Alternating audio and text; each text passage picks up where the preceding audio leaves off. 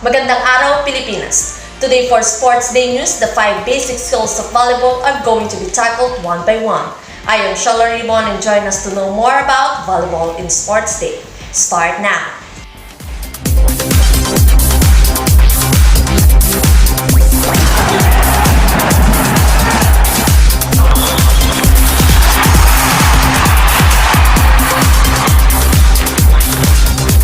The 5 basic skills discussed by one of our reporters in Sports Day, Ms. Shala Ribon, looks back at our news for today. Shala, what can you share with us about these 5 basic skills? Hey Shala, what can I share? The 5 basic skills in volleyball are very important when playing this game. Let me discuss this game. Volleyball is a game played by 2 teams, usually of 6 players on a side, in which the players use their hands to bat a ball back and forth over a high net, trying to make the ball touch the court within the opponent's playing area before it can be returned.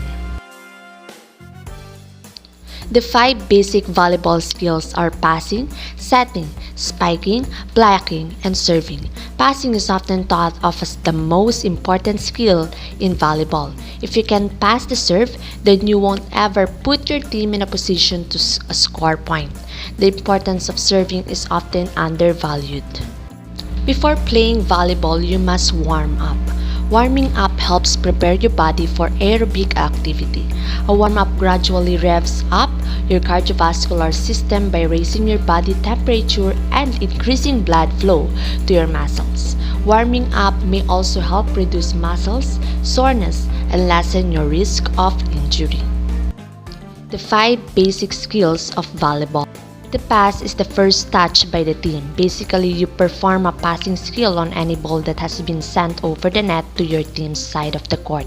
The pass in volleyball is known as the bump or a forearm pass because it is performed using the forearms to bump the ball.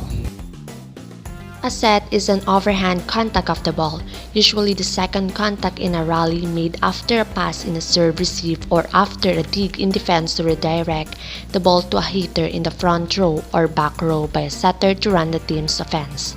When setting a volleyball, the ball should only be contacted by your fingers and never the palms of your hands. In volleyball, spiking is the offensive play where a player slams the ball sharply downwards over the net and into the opposing court, make it difficult for the opposing team to recover the ball. Blocking is a skill wherein the player deflects the ball from the opponent. The goal is to prevent a successful attack and the other team from scoring a point. The blocker's job is to block the spike ball so that it goes back to the opposing team's side of the court. Blocking is a defensive play.